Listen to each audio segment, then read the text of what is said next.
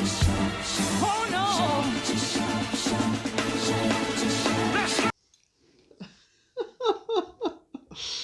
Well, hello from Nikki and from me.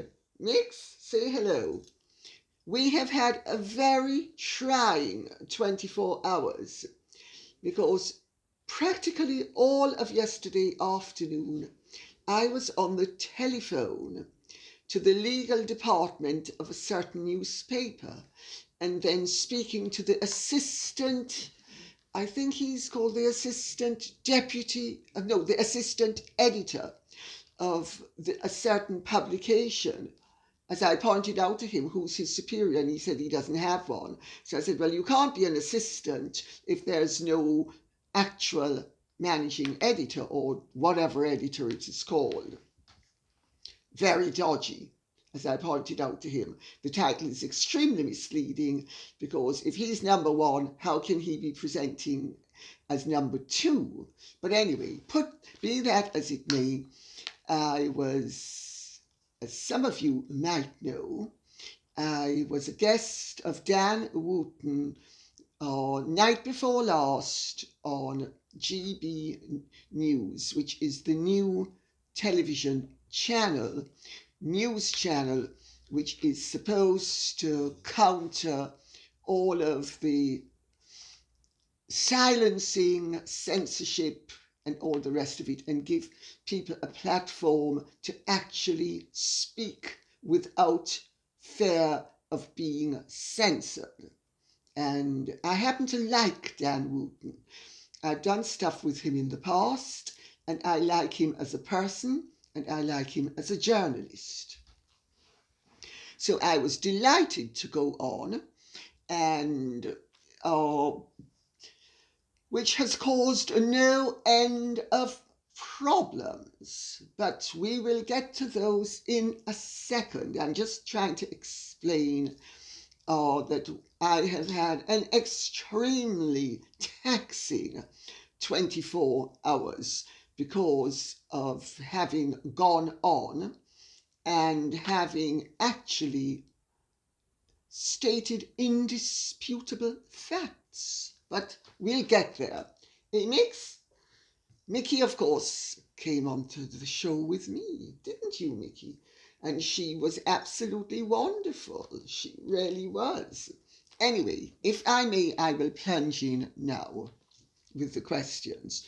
Jay Hamer says, Lady C, I saw you on GB News and you were fantastic. Oh, thank you very much. Very balanced, reasonable, considered and considerate. Thank you. Though it seemed to me the producers instructed Dan Wootton to shut the subject down quickly, and you didn't get a chance to add to what he was saying. Do you agree with that? I'll come to that in a second because the question continues. Then Metro Online accused you of defending Jeffrey Epstein, though you didn't. Very well observed, my dear. Very well observed. I certainly didn't. I neither excused him nor defended him. And it is an absolute outrage that any publication can have the unmitigated gall to accuse me very falsely of something I did not do and to entirely misrepresent my position simply because they are in the business of whoring for news. And I use the word exactly the way I intended to, because they sell their integrity down the river by telling lies about people. If I may continue. Then Metro Online accused you of defending Jeffrey Epstein, though you didn't. And the next thing, you're trending on Twitter. Oh. Your critics are slamming you, using your birth defect to discredit you. To me, an irony, as they're very woke, and I thought genital birth defects fall under their umbrella of LGBTQIA. Where's the plus? What do you have to say about this attempt to bully you into silence? Do you think anti-monarchists are behind it? whoa, whoa, whoa. I'm laughing because the only response that one can have if one is civilized is to laugh, because the whole thing is beyond a joke and it's not really funny. In fact, this is an exhibition of a certain segment of the population at their absolute worst, a demonstration of hypocrites lying, letting themselves down, stating that they are righteous when they are certainly not, completely disagreeing with their stances as they attack someone who has never said any of what they're trying to say she said. I mean, you couldn't make it up. But we live in a world where there is a segment of the population that is completely addicted to drama, sensationalism, or as Dr. David Brin says in his excellent paper, addicted to self-righteousness. You know, I forget whether it was Seneca or... No, it wasn't Seneca. Seneca, Juvenal, Aristotle, Socrates are just some of the many ancient Greek and Roman philosophers who have addressed the issue of anger and also of self-righteousness. And I forget which one it was. I think it was either Aristotle or Socrates who said words to this effect, that people think that sex is the most pleasurable thing on earth. Well, it's not. It is righteous indignation. And he's right, because as Dr. Brin shows in his excellent paper, and this, by the way, I'm just plucking his name out of the air because there are many different treatises on this subject. His is just the most convenient to alight upon. People get addicted to anger. They get addicted to self-righteousness. They get addicted to indignation because it sends all sorts of chemicals flooding through their body, which is very exciting. You know, drama queens enjoy drama because they're getting a payoff. It is a drug. It is a natural, self-generating drug, but they take their dose and trigger the response within themselves. So they are actually a form of drug addict. They're simply addicted to a drug within their own bodies. There is a great payoff, and the internet proliferates with ignoramuses who don't bother to actually listen to what people have said. They are quick off the mark, busy condemning. Now, this, it has to be said, is a phenomenon that has been enhanced by the advent of the internet. But it's not entirely due to the internet. It has always existed.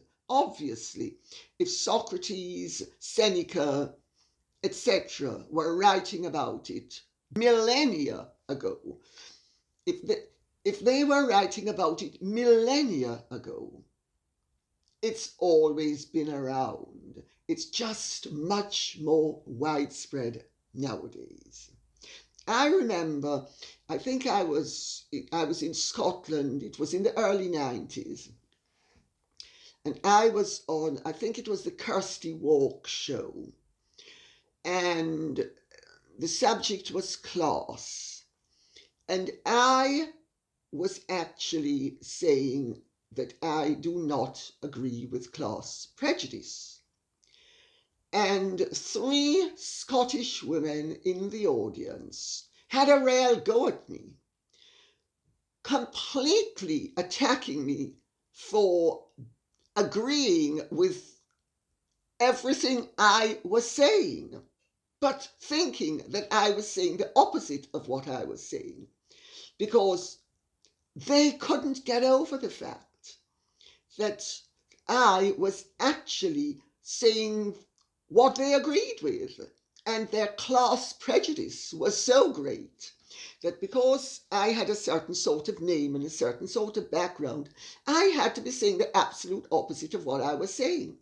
And they were shut down by Kirsty Walk, who actually pointed out to them that I had agreed with them and I was saying the absolute opposite. Afterwards, of course, they came up and said how wonderful they thought I was. But this is just a demonstration of the fact that when people are prejudiced, or when they can't be bothered to use their minds or their ears, and they can't actually listen to what somebody has said, they make complete asses of themselves. And they rarely do. But this is a very serious matter, because I am not going to be accused of defending Jeffrey Epstein when I have never done any such thing. I have always made it absolutely clear that I am dead against what he did, as indeed all reasonable, decent, honourable people should be. And how dare any newspaper or anyone else say that I have defended someone whose actions I find indefensible just because I actually speak the truth and am more nuanced and intelligent than they are. And this is what it boils down to, that they're too dumb or too lazy to use the English language properly.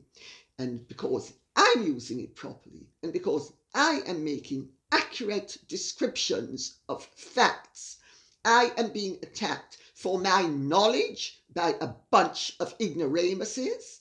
I mean, it's unbelievable. Anyway, to answer the question,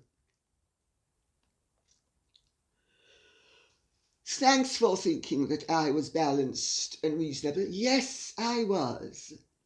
I made the point. I have to tell you, I was really rather surprised to be asked about Prince Andrew and Jeffrey Epstein. But, you know, one needs to be supportive of freedom of speech, and GB News is going to be covering controversial matters. So I do not actually condemn them for having asked the question. I was surprised to be asked it. I made it very well known all along to everybody in the television world and the newspaper world. I do not wish to speak about the Jeffrey Epstein Prince Andrew matter, because aside from anything else, I am suing one of the newspapers for defamation as a result of the lies they have told about me, arising from my previous comments, all of which incidentally are sound, solid, and medically and legally accurate. Anyway, he asked the question, and he said that Jeffrey Epstein was a paedophile. And I pointed out to him, and this is a very important distinction for a host of reasons, that Jeffrey Epstein is not and was never accused of paedophilia, and that paedophilia is a medical term, as is hebephilia and as is ephebophilia. And I explained that paedophilia is prepubescent, hebephilia is transitional during the transition from childhood to adolescence, and post-pubescence is ephebophilia, and that Jeffrey Epstein is an ephebophile, which he was. He was an ephebophile. He was not a paedophile. And these are medical terms. And if people are too dumb or ignorant to actually use them properly. I am not going to be pilloried for appreciating the importance of language and of accuracy. Everybody should be jumping on my bandwagon to emulate me, not to destroy the fact that I actually think that you are supposed to use a description accurately and properly. They're not going to go into the reasons why at this point it is so important to get the differences set in stone, because they are medical terms. You know, if you go to the doctor and he discovers that you have cancer of the hand and your hand needs to be chopped off, and you wake up and your foot was chopped off, and you complain and they say, well, it doesn't really matter, they're both limbs. Well, yeah, they're both limbs, but they mean something different and they function differently. Medical terms have a meaning and they should be respected. And the fact that I respect them and I insist when I am involved that they be respected is not a failing on my part. It is a virtue. And people are too dumb to see that, or too prejudiced. It's their problem, not mine. And I am not going to be bullied by ignoramuses and abusers into using inaccurate terms. I'm not. It's never going to happen. Anybody who has seen this channel for any length of time will know that I am a great respecter of the language and that I use the language properly. And I'll tell you why. And those dumbos clearly don't know why, but I'm going to tell them why, in case some of them are listening, which I doubt, because God forbid that the ignorant should ever be educated. Language is the means by which we accurately convey a thought. It's as simple as that. If you convey the thought inaccurately, you have not conveyed the thought correctly or properly. It causes chaos and confusion and misunderstanding. It couldn't be simpler. I do think that the producers shut me down. I think they shut him down. I think they said get off the subject because he wrapped it up rather too quickly. And he didn't give me a chance to say what I was going to actually say, which is regrettable. But I do not blame Dan. He's a very decent and professional journalist. And I think the producers were very ill-advised to shut him down, because it's not as if to say they do not know my stance. And if they don't, they should have. It's as simple as that. And they shouldn't have got him to ask the question if they were worried that the answer was going to be too controversial. They were trying to be controversial. And it has not done them any good. Really rather dumb choice to make, if I may say. But I do not blame Dan. And I also am cutting GB News some slack, because they have just started and they have been completely buried in manure by the wokists, which of course is the intention of the wokists is to shut them down. And the censorists, they want to shut them down. So I'm cutting them some slack here. Who I am not cutting any slack with is Metro Online.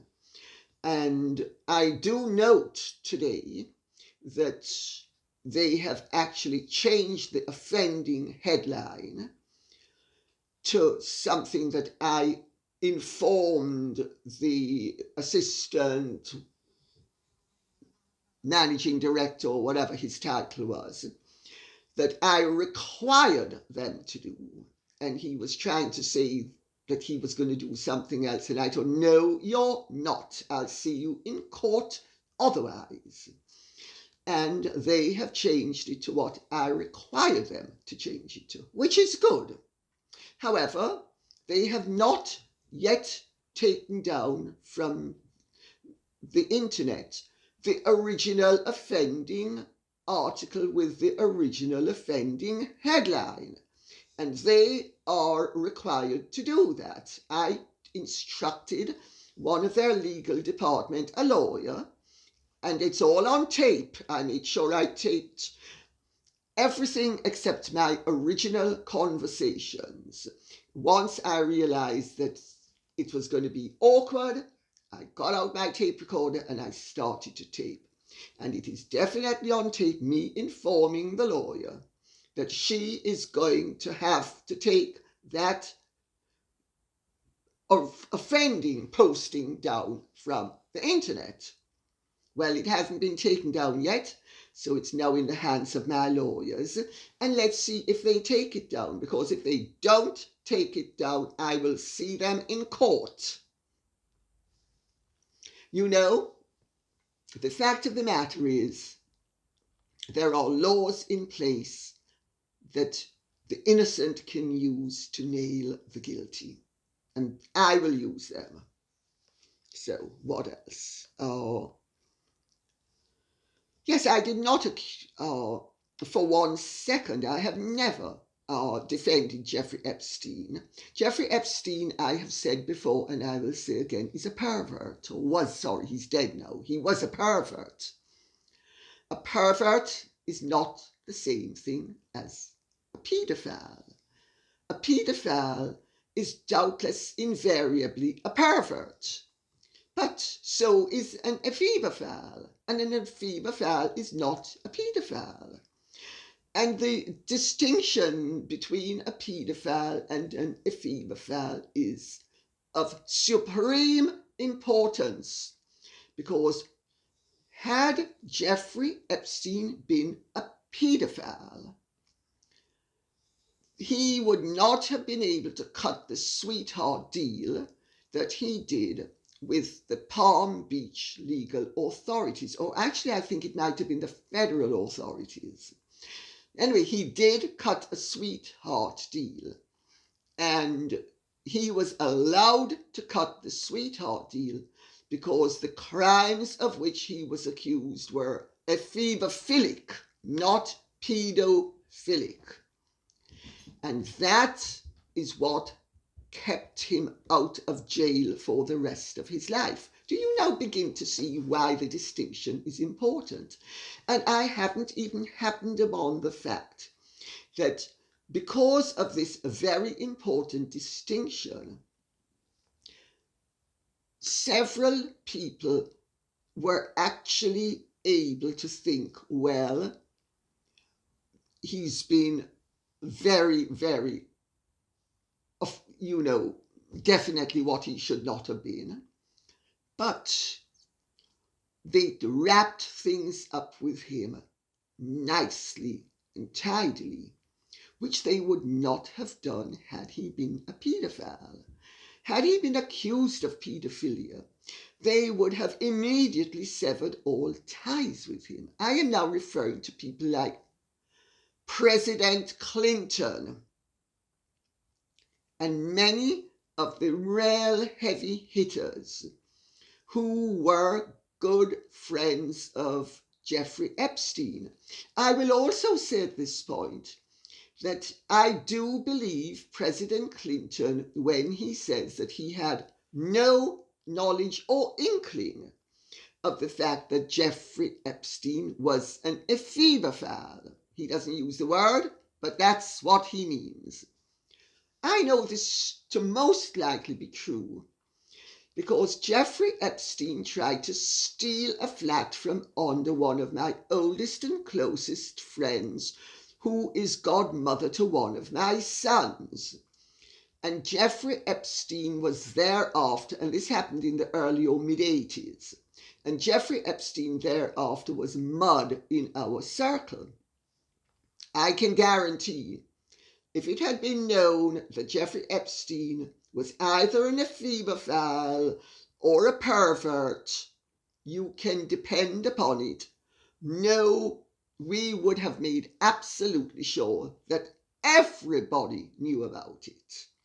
But we didn't know because it wasn't generally known.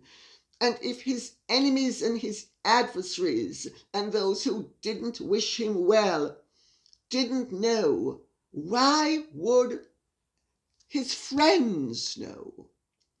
Obviously, people weren't going to know because it was not something he was going to flaunt or let people know about. You do not commit criminal acts on a daily and sometimes evidently thrice daily basis over a period of years and get away with it unless you have been discreet. Think about it for a second. I think we need a bit of reality brought into this situation. I know that the self-indignant, the self-righteous, the condemners who have no foot in the camp of reason don't want to hear facts, but these are the facts. Indisputably, these are the facts. Now, he says that your critics are slamming you using your birth defect to discredit you. To me, an irony, as they are very woke, and I thought genital birth defects fall under the umbrella of LGBTQIA.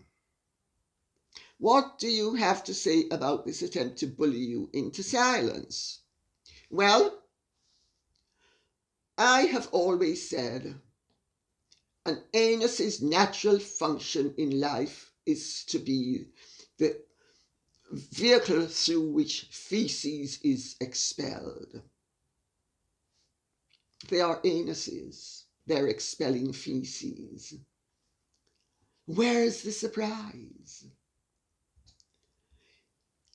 It also shows their supreme hypocrisy, their total double standards, their total lack of morality or principle.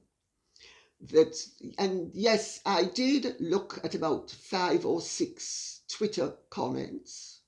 Pathetic. You know, am I ashamed of having been born with a birth defect? No, I'm not. I'm not ashamed of it. I never was. Even my father, who was embarrassed by it when I was growing up, once said to me, well, you have nothing to be ashamed of because you've never stolen anything from anyone or killed anyone, is how he put it. So, I'm not ashamed of it. And I think it's rather shameful of people who are on the LGBTQIA and XYZ, let's just throw in everything for good measure, bandwagon, to be trying to say that my birth defect is somehow a failing. No, it's not. It was a failing of nature. It wasn't a failing of mine. These idiots. I mean, talk about stupid. I mean, they can't even get that straight. I mean, honestly. And to the ignoramuses who use the plural for my pronoun, and not a they. It's singular. Everybody is singular. There are 3 words to describe the pronoun of gender, singular. He, she, or it. They is plural for all of them. Idiots. I mean, honestly, you can't even make this up. You talk about, you're dealing with the lowest of the low, but you're also dealing with people who are addicted to feeling good by berating others. And you alight upon such a stupid thing as my birth defect. God, you talk about beyond belief. You couldn't make it up. But then I have discovered in the process of doing this YouTube channel that an awful lot of what is happening you couldn't make up, because we are dealing with a bunch of thugs. That's what we're dealing with, a bunch of thugs who self-righteously believe that they are occupying the moral high ground.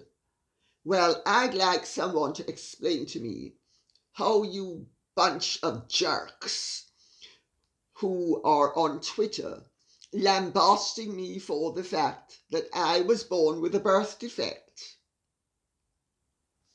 How does that relate to the fact that I have said that Jeffrey Epstein was not a paedophile, he was an ephebophile? There is a difference, and I condemn him, whatever he was, but I'm not condemning him for being a paedophile. I'm condemning him for being what he was, an ephebophile.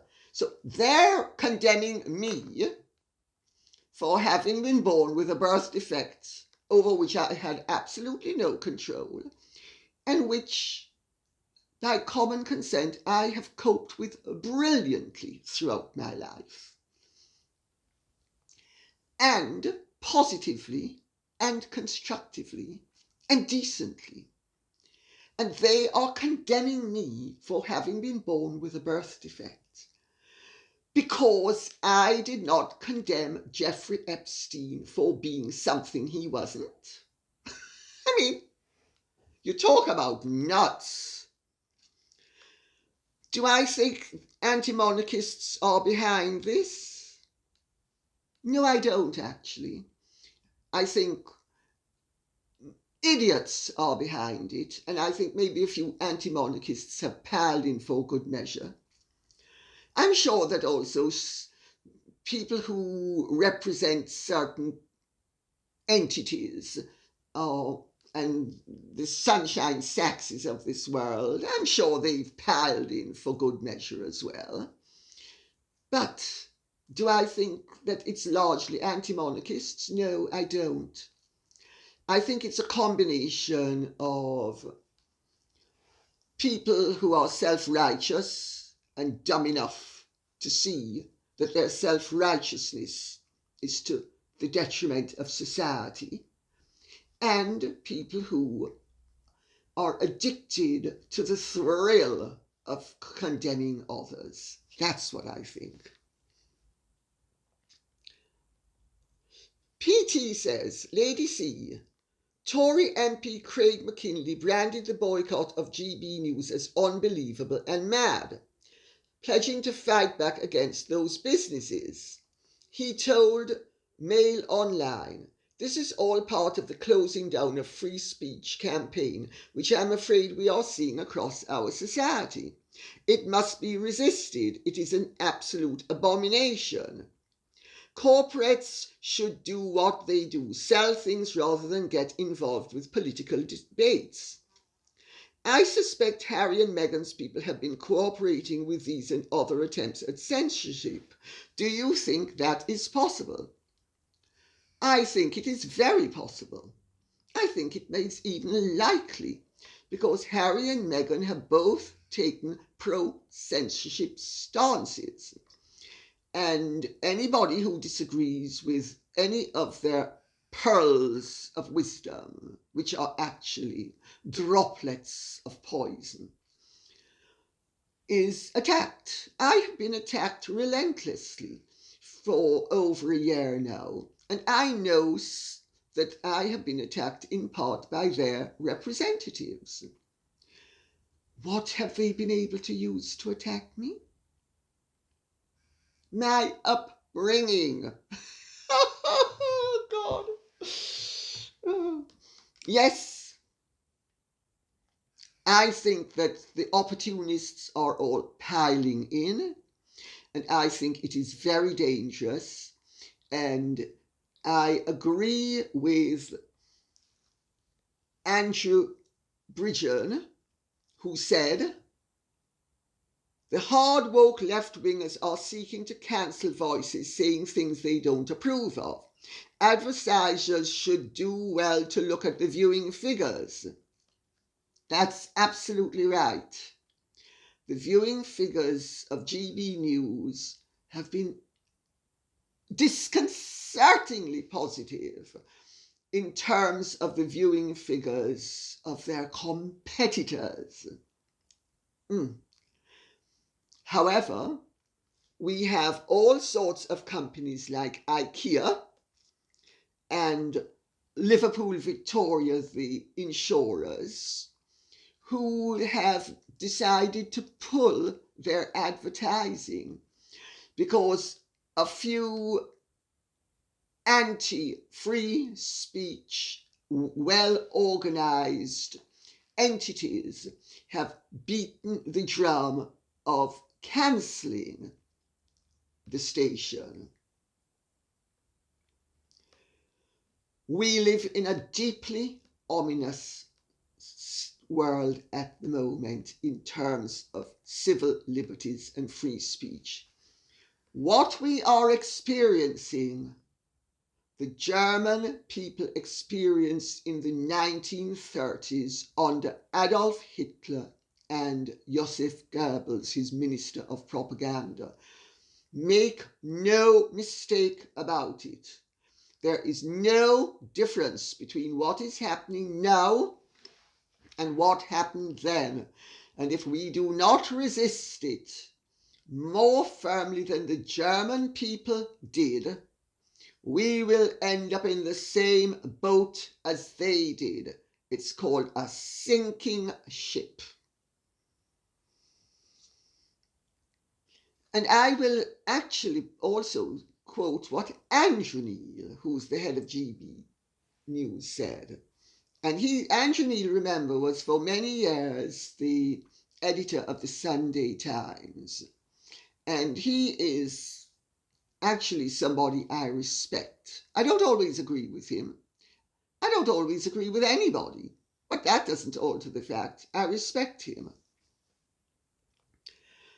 GB News chairman Andrew Neil hit back at IKEA and its criminal former French boss, Jean-Louis Bayot, by saying, IKEA has decided to boycott GB News because of our alleged values. Here are IKEA's values. A French CEO who is a criminal with a 2-year suspended sentence for spying on staff. Isn't it wonderful when moralists of such dubious provenance end up throwing their bricks from the glass houses that they occupy? Well, I'm not going to suggest that everybody boycott IKEA and Liverpool Victoria and all of the other rather ill-advised corporations that have jumped on the cancelling bandwagon. But I would encourage people to write to them, condemning their actions and saying that you believe in freedom of speech, and so should they. John Donwood says, Markle's harmful influence on the royal family has led to the Queen being cancelled, with her taken down at Oxford University because of its symbolism of the colonial era. Personally, I am a hardcore Republican and want my country to leave the Commonwealth, but I'm starting to feel sorry for the Queen. Well, Mr. Donwood, thank you. Thank you. I see that you believe in freedom of speech and civil liberties, and you are a Republican, and I respect that. But you are obviously decent enough to not only condemn what is going on, but to express sympathy for a woman who you would like to replace. Well done. The irony, of course, is that Matthew Katzman, the president of Magdalen's 200-strong middle common room of graduate students, is studying for a doctorate in computer science while lecturing at Jesus College, and he is an American. He's not even English. He's not Scottish. He's not Welsh. He's not Northern Irish. He's American. How dare he come over here and start a campaign to get our sovereign removed from the common room? How dare he? Having said that, I do not condemn him totally. I think he should remember that a guest should know his place, but clearly we live in a world where a lot of people have no boundaries, and guests customarily now come and wish to change the situation of the host. There was a time when guests were respectful of the host, but this is not happening nowadays with great frequency, is it? Bad manners aside from anything else. And I wonder how the Americans would feel if a Brit in a similar situation went to the United States and demanded the removal of a portrait of the President of the United States. I wonder how they would feel.